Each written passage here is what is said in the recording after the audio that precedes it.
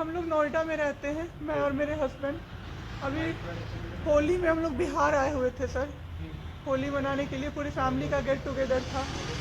9 अप्रैल को मेरे हस्बैंड की तबीयत ख़राब हुई, फीवर हुआ उनको काफ़ी तेज़। हमने कोरोना का 2-3 बार टेस्ट करवाया, नेगेटिव आया। RT-PCR के लिए दिया तो वहाँ पे भागलपुर में, सर भागलपुर में थे हम लोग, वहाँ पे 1 दिन 2 दिन वेट करते करते 10 दिन तक रिपोर्ट नहीं आया। फिर हमने नोएडा के एक डॉक्टर हैं उनसे कंसल्ट किया, वीडियो कंसल्टेशन से। उन्होंने बोला कि CT चेस्ट करवाना है। हम लोग भागलपुर गए और CT चेस्ट करवाए तो उसमें उनका इन्फेक्शन आया। 60% लंग्स उनका उसमें इन्फेक्टेड था, डैमेज नहीं था, इन्फेक्टेड था बस। बाकी लंग्स का हर चीज़ परफेक्ट था, सारा चीज़ नाक का, गले का सब कुछ नॉर्मल था, उसमें रिपोर्ट में था। फिर हम लोग नेक्स्ट डे ग्लोकल हॉस्पिटल है भागलपुर में, ग्लोकल हॉस्पिटल लेके आए, वहाँ पे एडमिट कराया हमने ICU में। मेरी मदर की भी तबीयत ख़राब थी, मेरी मम्मी और मेरे हस्बैंड दोनों एक साथ एडमिट हुए। वहाँ पे इतनी लापरवाही हुई उनके साथ, इतनी लापरवाही हुई। डॉक्टर्स आते थे बस विजिट के लिए, 10 मिनट देख के गए। उसके अलावा जितने भी वहाँ पे नर्स थे, कंपाउंडर्स थे, सारे के सारे जल्लाद थे सर। कोई दवाई तक नहीं देना चाहता था पेशेंट। मेरी मदर टचवुड बेटर कंडीशन में थी थोड़ी, मेरे हस्बैंड बोल भी नहीं पा रहे थे उस समय तक। इशारे से पानी का ऐसे ऐसे बताते थे, लेकिन कोई उनको पानी नहीं पिलाता था सर। वो मुझे हार के फ़ोन करते थे कि पानी पिला दो। जब मैं अंदर जाती थी तो ये लोग हल्ला करते थे कि क्यों जा रहे हो अंदर। फिर भी मैं जाके उनको पानी पिलाती थी, जूस पिलाती थी। रेमडेसिविर इंजेक्शन का नाम आप लोगों ने अभी तक सबने सुन लिया होगा कि कितनी मुश्किल से मिल रहा है। डॉक्टर ने वहाँ सजेस्ट किया, मेरे 2 पेशेंट थे वहाँ, हमने बहुत मुश्किल से अरेंज किया। जब वो इंजेक्शन मिला तो एक दिन रात को जब इंजेक्शन देने लगे, हाफ इंजेक्शन फ्लोर पे गिरा दिया उन्होंने। हमने कहा कि इतना महंगा इंजेक्शन है, इसी का असर होके ठीक होते ये आपने कैसे गिरा दिया। उन्होंने कहा कि 50,000 का भी गिरा देता ना तो तुम कुछ नहीं कर पाती अभी। हम लोग चुपचाप वहाँ से सर हट गए। थोड़ी देर बाद वहाँ पे मेरे हस्बैंड को मैंने देखा कि उन्होंने 2-3 बार पॉटी किया था, यूरिन पास किया था, कोई क्लीन करने नहीं आ रहा था सर। 6 घंटे से वो उसी गंदगी पे पड़े हुए थे। उन्होंने मुझे फिर फ़ोन किया, बस फ़ोन कर पाते थे सर, बोल भी नहीं, बस मिस्ड कॉल आती थी, मैं समझ जाती थी कि कुछ परेशानी है उनको। जब मैं गई तो मैंने देखा पूरे गंदे बेड पे मेरे हस्बैंड 6 फीट 2 इंच के सर, पूरे गंदे पे वो सोए हुए थे सर। मैंने ज़बरदस्ती सबको बुलाया। एक आदमी था ज्योति कुमार करके, ज्योति कुमार, सब लोग ध्यान से इसको कवर कीजिए। ज्योति कुमार एक कंपाउंडर था वहाँ पे। कौन से हॉस्पिटल का नाम?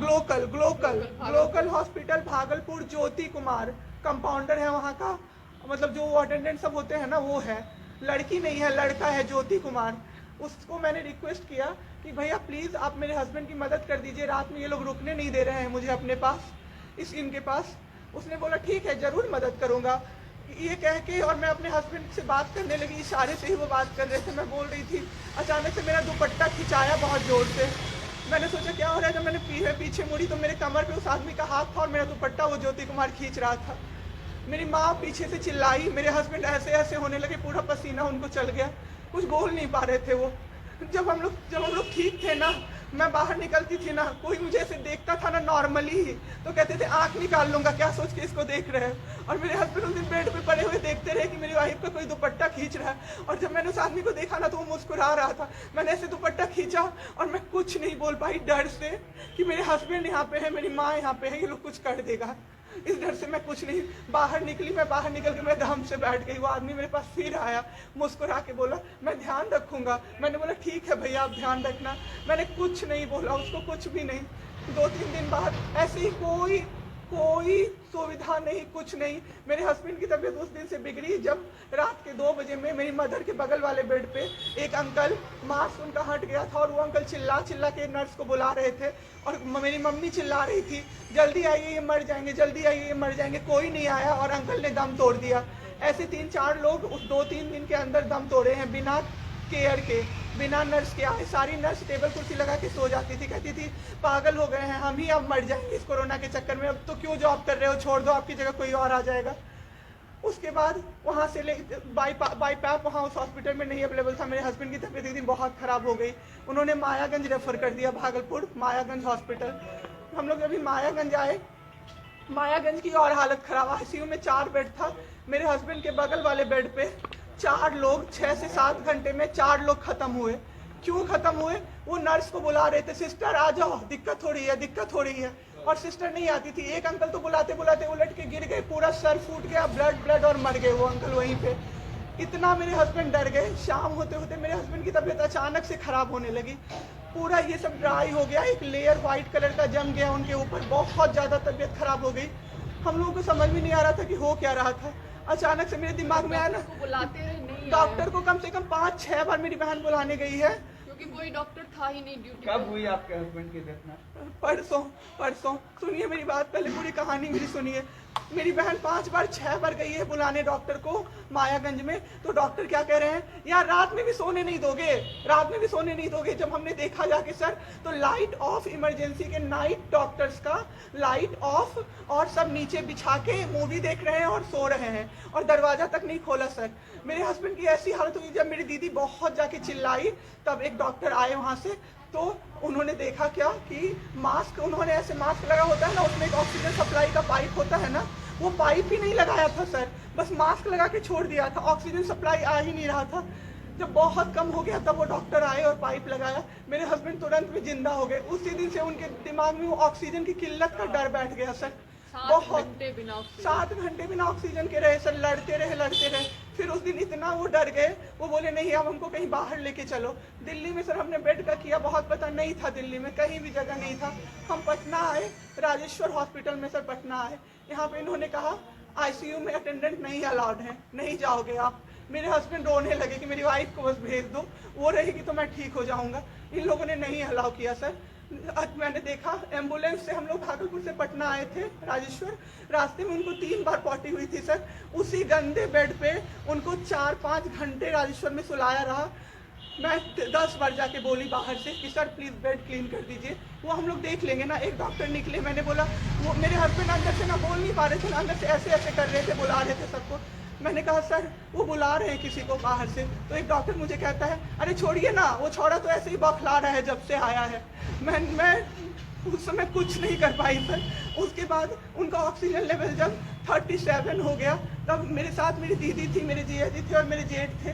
तब मैंने अपने जीजा जी को बोला कि अब मेरे से नहीं रहा होगा, मुझे किसी तरह से अंदर भिजवाइए। तब उन्होंने ज़बरदस्ती मुझे अंदर भेजा और 37 से 74 मैंने कर दिया 10 मिनट में। मेरे बाबू का ऑक्सीजन लेवल मैंने बढ़ा दिया। उसके बाद इन लोगों ने मुझे बोला, मैंने बोला सर अटेंडेंट अलाउड है, सारे के अटेंडेंट बैठे हुए थे, तो एक डॉक्टर ने मुझे बोला अटेंडेंट अलाउड नहीं रहेंगे तो कैसे काम चलेगा, सब तो कोरोना से बीमार पड़ रहे हैं, हम लोग कितना देखें, हम लोग क्या मर जाए खांसते खांसते सबको देख के, बैठिए चुपचाप और देखिए। 15 दिन तक सर एक टेबल पे एक लगातार मैं बैठी हूँ। आज 1 महीना पे मैंने ब्रश किया है सर, 1 महीने पे ब्रश किया है मैंने। बाबू को बहुत ठीक कर दिया, इतना स्ट्रॉ लगा के सर, मास्क के अंदर से स्ट्रॉ लगा के बाबू को मैंने जूस दाल रोटी सब कुछ पिलाया सर। इतने ठीक हो गए ना कि जो डॉक्टर फर्स्ट डे बोला था ये बचेगा नहीं, वो डॉक्टर सर 3-4 दिन बाद कहता है टचवुड क्या कर दिया आपने इनके साथ, ये तो एकदम ठीक हो गए, गजब का फाइट दिया आप दोनों ने मिलके। मुझे क्या पता था कि मैं फाइट दे रही हूँ और ये लोग मेरे बाबू को खत्म कर देंगे। इतना ऑक्सीजन का किल्लत सर, मेरा बाबू डर गया बहुत ज़्यादा। ऑक्सीजन सिलेंडर देखता था और कहता था हाँ वो खत्म हो जाएगा, वो खत्म हो जाएगा। मैं कहती थी नहीं खत्म होगा बाबू। 1.5 घंटे के लिए सर ऑक्सीजन सप्लाई बंद रहता था। बाद में हमें पता चला ये लोग ब्लैक मार्केटिंग कर रहे हैं अंदर में ऑक्सीजन सिलेंडर का। जो अस्पताल वाले हैं ना, वो ऑक्सीजन सप्लाई बंद कर देते थे ताकि बेचैन होके लोग खरीदें उन्हीं से। हम भी खरीदे सर, मैंने भी खरीदा, क्या करते हमें भी तो चाहिए था। परसों सर सुबह में हमारे पास एक ही सिलेंडर था, पाइपलाइन बंद हो गया। मेरे हस्बैंड को पाइप लगा हुआ था, उनको 2 सिलेंडर से जाना था, एक ही सिलेंडर था। सिलेंडर मांगते मांगते कहीं नहीं मिला सर, मेरे हस्बैंड खत्म हो गए सर। मेरा बाबू चला गया हमको छोड़ के। आपके साथ यहाँ पे भी सर, यहाँ पे राजेश्वर में डॉक्टर अखिलेश गंदे इशारे कर रहा था मुझे सर। चलता था ना तो मुझसे सट के क्रॉस करता था सर, मैं इग्नोर कर देती थी कि मेरा हस्बैंड है यहाँ पे, वरना अगर बाहर होता चप्पल खोल के मैं मारती सर ऐसे इंसान को। वहाँ पे मायागंज हॉस्पिटल में डॉक्टर्स, कोई भी डॉक्टर नहीं आता है, कोई सीनियर डॉक्टर नहीं, जूनियर डॉक्टर नहीं, और पेशेंट की सिर्फ एंट्री कर देते हैं कि फिजियोथेरेपी किया गया। ये बाबू नाक का क्या करते हैं? नेबुलाइज किया गया, 4 बार नेबुलाइज किया गया, कोई चीज नहीं होती है, सिर्फ पेशेंट की एंट्री कर देते हैं। एंट्री सब किया हुआ रहता है, ये बड़े डॉक्टर आए, ये बड़े डॉक्टर आए, उन्होंने पेशेंट को देखा, नेबुलाइज किया, फिजियोथेरेपी हुआ, पेशेंट को कुछ नहीं, मतलब सीपैप पे पड़ा हुआ पेशेंट, और उसको देखने के लिए 24 घंटे में कोई नर्स नहीं आती है, रूम बंद करके, और सब सोते रहते हैं। दरवाजा ठकठकाइएगा तो चिल्ला के बोलेगी दूर भागो यहाँ से, कोरोना पेशेंट के यहाँ से आई हो, हम लोग अभी रात में नहीं आ सकते। हम लोग क्या मर जाए पेशेंट के लिए? कोई नहीं आता है, कोई नहीं आता है देखने के लिए किसी को। ये लोग पटना में तो 26 तारीख को आए पटना। मैम आपके साथ जो ये सब हुआ है, गलत हुआ है, इसकी शिकायत आपने किसी को की है? अभी किसको करे सर, परसों तो मेरा बाबू गया है। परसों शाम आप क्या चाहती हैं सरकार से? क्या अभी सबसे पहले तो मैं चाहती हूँ कि सारे जगह ये सबसे पहले तो मुझे कोई प्लेटफॉर्म मिले जिसपे मैं ये बोल सकूँ टीवी पे जाके, ताकि लोग बचें। अब जिसके साथ जो हो नहीं हो वो तो सेकेंडरी है। हमारे जैसे जो लोग उसमें पड़े हैं ना, जो ये छोड़ के भूल जाते हैं कि पेशेंट का ख्याल डॉक्टर्स रखेंगे, वो जाके अपने पेशेंट का ख्याल रखें, नहीं तो सब मर जाएंगे सर, सब मर जाएंगे। एक डॉक्टर एक दिन आए राजेश्वर में, कहते हैं अरे ये बेड अभी तक नहीं खाली हुआ है, मतलब ये आदमी अभी तक नहीं मरा है। एक आदमी के बारे में आप सोचो सर जरा सा, आप सोचो सर जरा सा। मेरे हस्बैंड को वेंटिलेटर पे नहीं रखा सर, वो शायद बच जाते। और जब मेरी एक फ्रेंड है डॉक्टर, उसने बात की कि आपने वेंटिलेटर पे क्यों नहीं रखा, तो झूठ कह रहे हैं कि फैमिली वालों ने मना किया। कि हमें कोई सजेशन नहीं दिया कोई गया कि suggestion वेंटिलेटर नहीं। पे आप रख सकते हो, कुछ भी नहीं सर। वो बस वेट कर रहे थे कि ये बेड खाली हो।